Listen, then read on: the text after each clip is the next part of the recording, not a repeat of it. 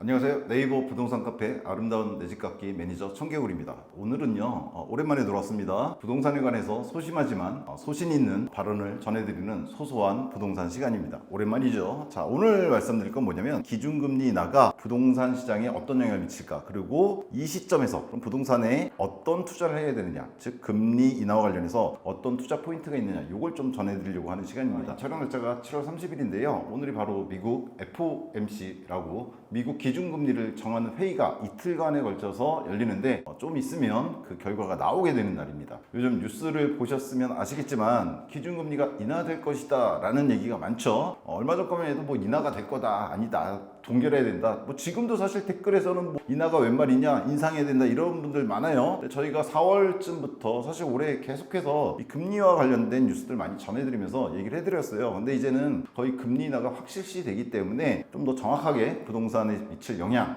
투자 포인트에 대해서 말씀드리기 위해서 오늘 시간을 마련했다, 이렇게 보시면 됩니다. 어제 뉴스인데 이런 뉴스 나왔죠. 시장 일각에서는 9월 달에 미국이 0.5포인트 스텝, 옛날에 인상할 때 자이언트 스텝 얘기 많았는데요, 인하를 할 거다, 이런 가능성도 거론되고 있다. 물론 댓글에서 말도 안 된다 이런 얘기 있고요. 또 다른 뉴스는 이런 것도 있습니다. 오늘자 뉴스인데 집값 들썩이자 가계비 폭탄 째깍째깍, 금리 인하 마가선 허들셋. 이 뉴스의 뉘앙스는 뭐 찾아보시면 머니투데이 뉴스인데 찾아보시면 뭐 한국 같은 게 금리 인하를 갖다가 뭐 하지 못할 수도 있다, 뭐 이런 얘기를 이런 뉘앙스를 풍겨요. 즉 아직도 혼재되어 있습니다. 이거에 대해서 이제 오늘 좀 얘기를 드리려고 해요. 일단 요 얘기를 잠깐 드릴게요. 지금까지 여러 번 말씀드렸지만 기준금리 인하는 정해진 겁니다. 다만 어느 선까지 될지는 미지수고 어느 정도 기간이 걸릴지도 미지수고, 더군다나 미국 기준금리 인하에 따른 한국은행의 대응 속도가 어떨지는 미지수입니다. 왜냐면 요거 한번 말씀드린 적 있죠. 한 2번 정도 말씀드린 것 같은데, 이게 한국과 미국 금리 연도별 차트예요. 보시면 빨간색이 한국 기준금리의 추이고 파란색이 미국 기준금리 추이입니다.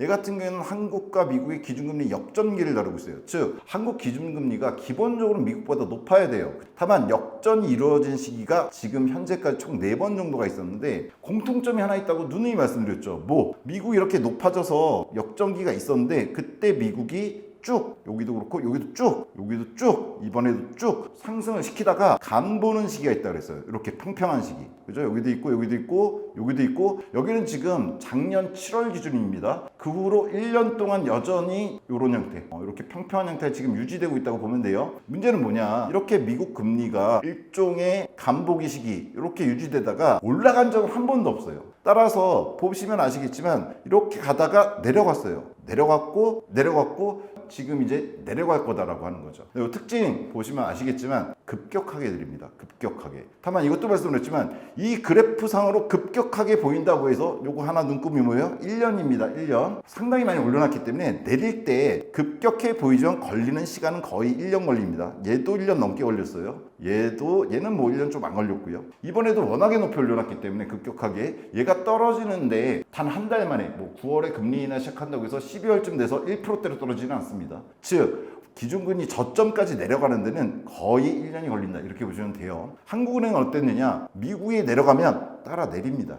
미국만 문제 있는 게 아니잖아요. 금리를 인하한다는 건 우리나라도 인하해야 된다는 얘기예요. 물론 여기 약간 뻘짓한 적 있죠. 한국은행이 뭐냐, 미국이 이렇게 평탄하게 다 내렸어요. 한국 어떻게 했습니까? 그 당시 2008년 그때인데 쭉 안 따라내려 유지하다가 한 번 올렸어요, 오히려. 그러다가 바로 다음 달에 수직 하락하기 시작하죠. 이런 거는 특이 현상이고요. 보통은 미국이 내리면 시차를 두고, 어떤 시차냐, 정확히는 금리차가 났었잖아요. 지금도 금리차 나 있거든요. 미국 금리가 떨어지기 시작해서 우리 금리까지 떨어진 다음에 따라가기 시작한다, 이 정도로 보시면 됩니다. 즉 예상할 수 있는 건 미국이 이번에 9월에 시작할지 아니면 12월에 시작할지 뭐 설왕설래가 있지만, 예를 들어 9월에 시작한다고 하더라도 우리나라 같은 게 일반적인 수준에서는 곧장 급격하게 따라가지 않을 겁니다. 다만 지난 코비드 때를 보면요, 미국이 내리자마자 동시에 내렸었어요. 그러다가 이렇게 맞추고 미국이 더 내려갔는데도 멈춘 적은 있습니다. 지금 현 시점에서 볼 때는 과거의 이런 패턴보다는 이 패턴을 따라갈 가능성이 좀 높긴 하죠. 따라서 9월에 미국이 확실하게 내린다 그러면 우리나라도 조금씩 따라가다가 금리 역전이 해소되는 시기 정도까지 따라가지 않을까, 이렇게 예상 가능합니다. 다만 어느 선까지 미국이 내릴까, 과거처럼 여기 보시면 거의 뭐 0% 가깝게 내린 적도 있고 1%대에 멈춘 적도 있습니다. 어디까지 미국이 내릴지도 미지수고 한국은행의 대응 속도 혹은 한국은행이 어디까지 내릴지도 사실은 미지수예요.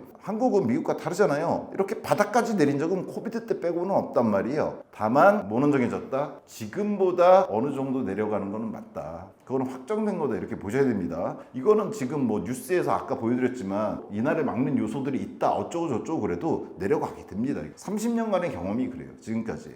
근데 우리나라는 어떠냐 지금 여러분들 최근에 부동산 대출 한번 알아보신 분들은 아실 텐데요. 주택담보대출 금리가 지금 어떻냐 이거 1금융권 기준입니다. 바로 어제도 제가 우리은행이라든가 신한은행이라든가 국민은행 이런 데 알아봤어요 한번. 그랬더니 어떻게 얘기해 주냐 현재 주담대 금리 3.3%에서 3.5%대로 형성되어 있습니다. 이상하죠? 지난번에 말씀드렸지만 우리는 현재 한국 기준금리가 얼마예요? 3.5예요. 근데 은행에서 지금 시행해주는 주담대가 3.3%에서 3.5%대가 나옵니다. 기준금리보다 낮게 나오고 있어요. 즉 이거는 시장금리죠. 기준금리가 아니잖아요. 은행의 대출금리는. 시장금리는 이미 선반영했습니다. 은행 애들이 바보는 아닙니다. 금리가 어떻게 될지는 알고 있죠. 대충. 따라서 기준금리가 인하하기 이전부터 이미 그때보다 더 떨어졌습니다. 지금. 따라서 이미 시장도 기준금리 인하를 받아들이고 있고 그거에 따라서 움직이고 있는 거예요. 따라서 여러 뭐 댓글들이나 또 저희 카페에 싸우고 계시던데 내려가지 못한다. 올라갈 거다 심지어. 이런 거는 그냥 무시하셔도 됩니다. 지금 현재 상황에서는. 그런 걸로 괜히 혼돈을 겪으실 필요는 없어요. 자 그럼 이런 부동산에 이런 기준금리에 어떤 영향을 미치느냐 아주 쉽지는 않습니다.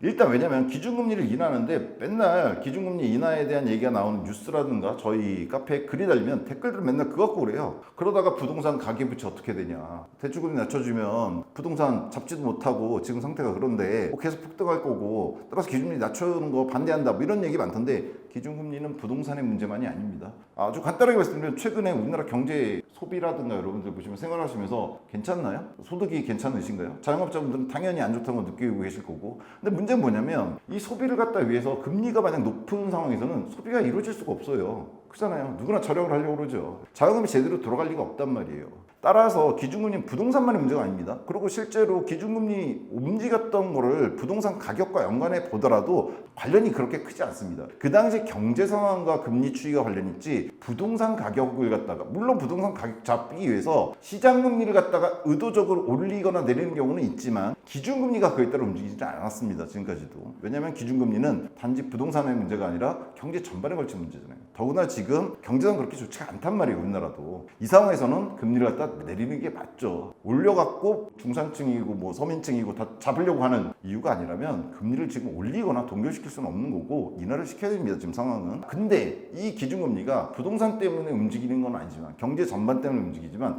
결국 금리 인하는 부동산에 영향을 미칩니다. 자, 기본적인 영향은 뭡니까? 간단하죠. 대출을 받았을 때 금리가 적다는 것은 부담을 경감시켜요. 따라서 투자 조건을 완화시킵니다. 다만 여러분이 걱정하신 게 하나 있죠. 가계부채 문제가 있는데 맨날 뉴스 보면 그렇잖아요. 이런 금리 인하되면 가계부채 뇌관 터진다 뭐 이런 문제 있는데 근데 정말로 우리나라 가계부채 문제에 대해서 정확하게 통계 자료를 갖고 보신 적 있는지 모르겠어요. 왜냐하면 뉴스에서는 단기간에 가계부채가 늘어난 거나 단기간에 줄어든 거, 뭐 지난달 대비 몇 조가 늘었다 이러면서 자극적인 기사만 주로 많이 내거든요. 그에 대해서 반응들 하시는데 전체적인 가계부채 사실 이거에 대해서 통계도 특이합니다. 우리나라 통계도 정확하게 여러분들한테 전달되지 않아요. 왜냐면 네이버에서 가계부채 규모를 딱 쳤을 때 메뉴에 나온 건 이래요. 우리나라 가계부채 규모가 1710조 정도 되고 지난해보다 78조 늘었다. 5% 늘은 건데 왜 말고 뉴스로 딱 내려보면 또 달라요. 여기 뭐 이렇죠. 은행의 가계대출 잔액은 1115조 위에서는 1700조라고 그러고 누구는 1115조라고 그러고 왜냐하면 이게 자기 입맛에 맞게 통계를 가져오기 때문인데 여하튼 기본적인 기준금리 인하의 부동산에 대한 영향은 투자 조건의 완화다 이렇게 보시면 이건 누구나 쉽죠. 이자 덜 내도 되는 거니까. 그 다음에 제가 말씀드린 건 요겁니다. 지금 어떤 시기인지에 대한 영상도 한번 보여드린 적이 있는데 전고점까지의 일종의 상승 안정기다 이렇게 말씀드렸었어요. 요거 구체적인 지수는 보지 마시라 그랬죠. 보지 말라고 말씀드렸었어요. 요 연도를 좀 보시면 되는데 예를 들어서 2007년 말에 리먼 브로더스 사태 맞고서 아파트 가격이 30%에서 40% 빠졌는데 다시 회복은 거의 1년 만에 됩니다. 100%는 아니고 80, 90% 정도까지. 그러고 나서 쭉 5년 정도 이렇게 안정기가 있었어요. 요때만이 아니라 그랬죠. 98년 IMF 때도 딱 30% 내려갔다가 올라가서 거의 3년에서 4년 정도 이렇게 안정기 비슷하게 합니다.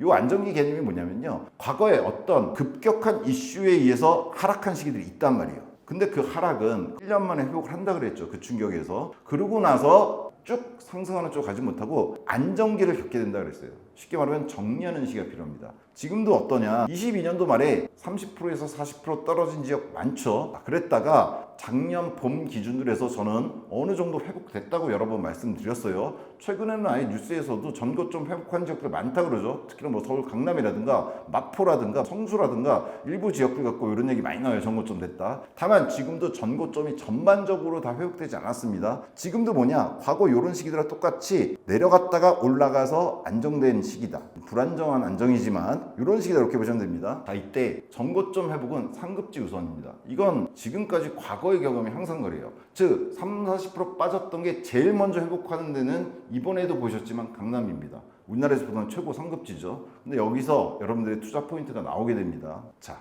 오늘의 사실 핵심은 여기입니다. 전고점 회복기에 어디에 투자해야 부동산은 수익을 얻을 수 있는가, 요 얘기거든요. 조금 복잡해 보이는데 단순한 산수 문제입니다. 1급지, 2급지, 3급지, 그냥 이렇게 얘기할게요. 뭐 강남이다, 잠실이다, 뭐 수도권의 1급지다, 상위 3급지인데 이렇게 볼 수 있죠. 과거에 강남이 30평대 기준 30억 정도 할 때 잠실은 20억대, 기타 수도권의 1은 10억대 정도 했거든요. 여러 번 말씀드렸죠. 3대 2대 1로 간다고. 이게 이번에 코비드 사태든 아니면은 이번에 코비드 사태로 인한 후유증이든 아니면은 과거 리먼 때든 아니면은 IMF 때든 어디까지 떨어졌습니까? 30, 40% 떨어졌어요. 따라서 30억짜리가 20억으로 가고 20억짜리는 14억 정도, 10억짜리는 7억 정도까지 떨어졌어요. 근데 지금 어떤 상태냐? 여러 뉴스 확인하셨지만 강남은 회복을 했습니다. 전고점이 회복돼 있어요. 지금 서울에서 전고점 회복된 지역들이 좀 나왔어요. 근데 이 상황에서 어디다 투자해야 되냐, 이 문제예요. 지금 사람들이요, 오늘 같은 경우에 뭐 다른 이슈도 있어요. 금리 인하 말고 어제부터 동탄역 롯데캐슬이라든가 아니면 강남의 온펜타스라든가 청약에 엄청 많이 밀리고 있죠. 자, 전고점 회복한 이 상황에서 얘가 치고 40억으로 가느냐, 지금 여기까지 회복됐거든요.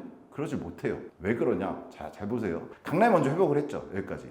근데 2급지나 3급지는 물론 일부 회복한 지역도 있지만 대부분의 2, 3급지는 아직 회복하지 못하고 있는 상태란 말이에요. 그럼 생각해보세요. 여러분이 어디 투자해야 됩니까? 1급지, 2급지, 3급지에서. 전고점 회복한 1급지와 아직 회복 못한 2, 3급지가 있잖아요. 자, 간단히 볼게요. 지금 30억까지 회복한 1급지의 경우에 30% 수익, 40억이 날려면 어떻게 되느냐? 지금 30억이니까 약 40% 정도 현금이 필요하죠. 나머지 대출로 땜빵한다고 하더라도 12억을 투자했을 때, 즉 30억의 40%가 12억이잖아요. 투자했을 때 40억까지 만약 가준다면 10억 수익입니다.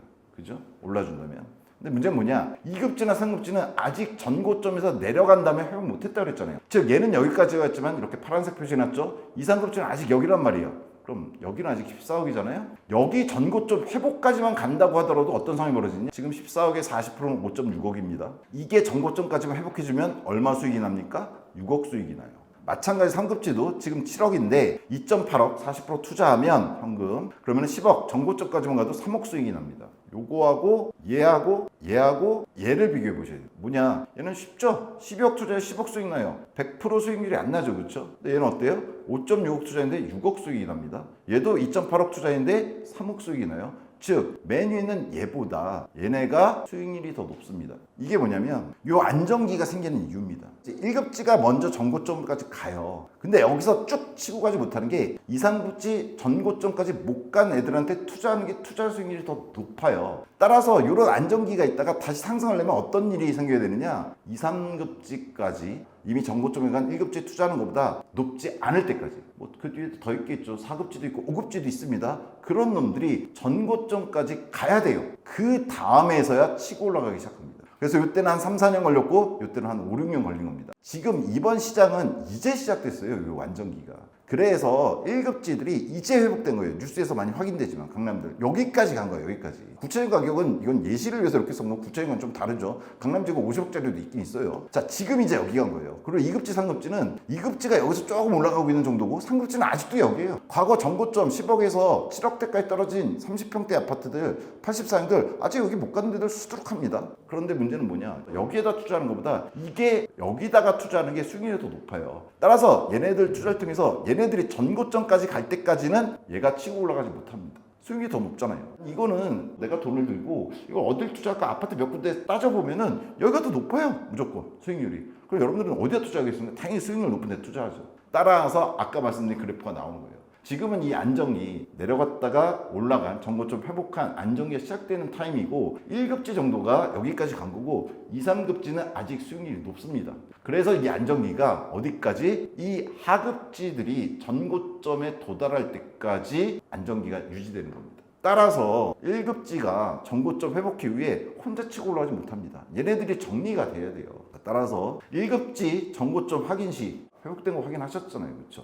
그리고 일부 다른 지역도 서울에서 주요 지역도 확인되셨잖아요. 올라간 거. 이때 투자는 어디에 된다? 좀 전에 수익률 보셨잖아요. 2, 3급지 모니터링을 하셔야 됩니다. 대표적으로 서울이라면 상계주공 아파트를 얼마 전에 말씀드렸었는데 상계주공도 지금 전고점 회복 못했습니다. 근데 상계주공 같은 경우에는 뭐 재건축 이슈에서 건축비, 뭐 분담금 이런 문제 있는데 그걸 다 떠나서 원래 전고점이 있단 말이에요. 그렇죠? 그 전고점 아직 한참 멀었어요. 요즘 조금 반등했다고 하더라도 아직 멀었습니다. 걔가 전고점을 회복해야지 부동산 전반적인 서울시장이 올라가기 시작합니다. 전체적으로. 지금은 오히려 올라간 전고점까지 간 1급지보다는 2, 3급지, 꼭 2, 3급지가 상계동을 말한 건 아닙니다. 인천이라든가 홍도라든가 청라라든가 영종이라든가 경기도권의 수많은 지금 전고점에서 이렇게 떨어졌는데 회복하지 못한 애들, 걔네들이 다 여기에 해당됩니다. 따라서 지금은 1급지 전고점이 확인된 상태이기 때문에 2, 3급지는 당연히 전고점까지 갑니다. 수익률 때문에 가요. 수익률 때문에. 따라서 2, 3급지들을 모니터링 해야 됩니다. 다만 과거 전고점이 2, 3급지 전고점이 있었잖아요. 이게 있었는데 이게 다시 전고점으로 가느냐는 여러 가지 복잡한 요인이 동원되긴 합니다. 뭐냐면 똑같이 떨어졌던 놈이라도 똑같은 상급지에 위치하더라도 당연히 단지별로 다 차이가 납니다. 왜냐면 이 기간 동안에 교통 호재라든가 여러 가지 반영될 다른 외부 요소들도 존재한단 말이에요. 주변에 뭐 3기 신도시가 들어온다든가 여러 가지 재개발 요소들도 있고요. 그런 걸 고려하시고 선별은 해야 됩니다. 그래서 이렇게 써놓은 거예요. 투자는 하는데 선별하셔야 된다.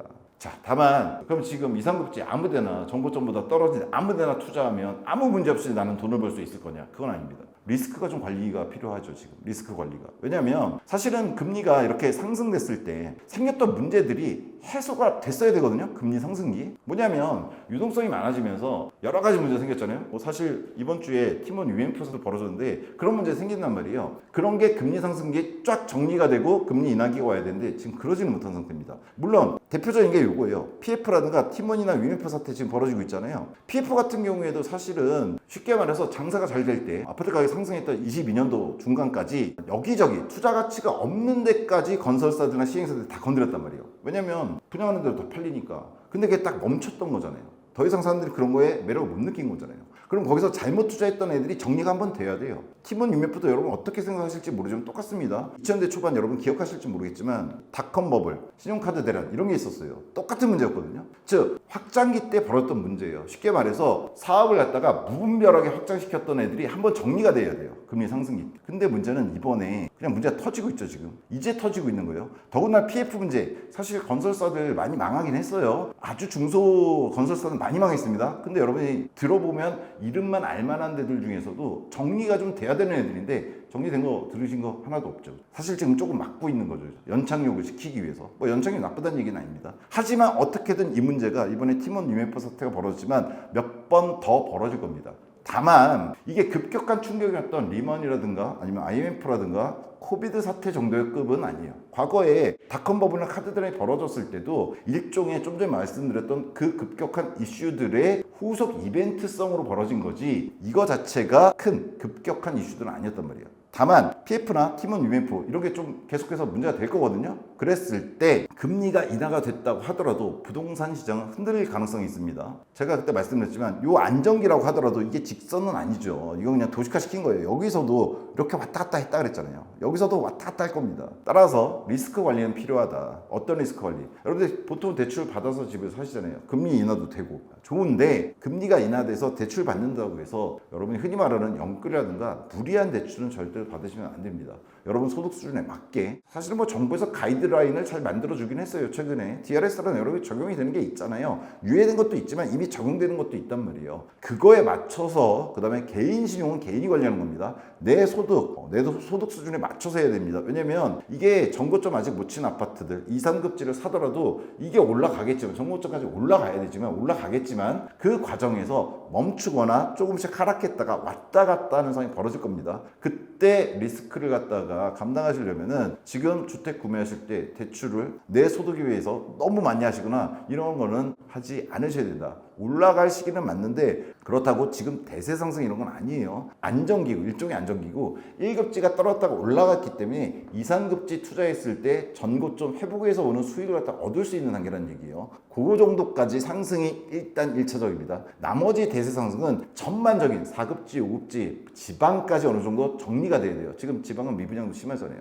따라서 지금 급격한 수익이 나는 상황은 아니기 때문에 대출을 받으시더라도 과거 뭐 16년부터 20년 정도까지 뭐 사놓으면은 뭐 2배씩으로 이런 식은 아니기 때문에 적절하게 자기 상황에 맞게 받으셔야 됩니다. 마지막으로 말씀드리는데 과거는 확정되어 있습니다. 과거 저희가 경험했던 것들을 통해서 기준금리 인하도 확정되어 있는 거예요. 시장금리 이미 따라서 내려갔어요. 이건 확정되어 있는 거예요. 다만 뉴스들 보셨지만 현재는 혼돈입니다. 여러분도 그렇게 생각하시잖아요. 지금 그래서 지금 내려가는 거 맞는데 투자해야 되냐? 미래는 확률이죠. 과거 경우 보면 지금 투자하는 게 맞습니다. 집 같은 경우에 어디다 투자하는지도 오늘 말씀드렸어요. 지금 정고점 회복 안 된 2급지, 3급지 그 밑에도 좋습니다. 4급지, 5급지 내려갈수록 수익률은 더 좋을 수 있어요. 자, 즉 1급지에서 미쳐날 때 지금 오늘 말씀드렸지만 강남이라든가 이런 것만 막 쳐다보시는데 실제로 수익률 계산해 보시면 각 지역에서 1급지도 마찬가지입니다. 이미 정고점 친 데는 투자에서는 좀 빼시는 게 좋아요. 여기서 자연생활 제가 전체 부동산에서 1급지를 강남을 뒀죠. 지역시장에서도 1급지가 있을 거잖아요. 예를 들면 송도 많이 떠올리시잖아요. 만약 내가 이 지역인데 이 지역에도 1급지, 2급지, 3급지가 있잖아요. 근데 이 지역 안에서 1급지 아파트가 이미 정고점을 회복했어. 그러면 2급지, 3급지 보셔야 됩니다. 아직 정고점 회복 안 해요. 정고점 회복한 1급지가 더 오를 거라고 생각해서 하는 거는 조금 위험할 수 있습니다. 왜냐하면 2, 3급지가 수익률이 더 좋아요.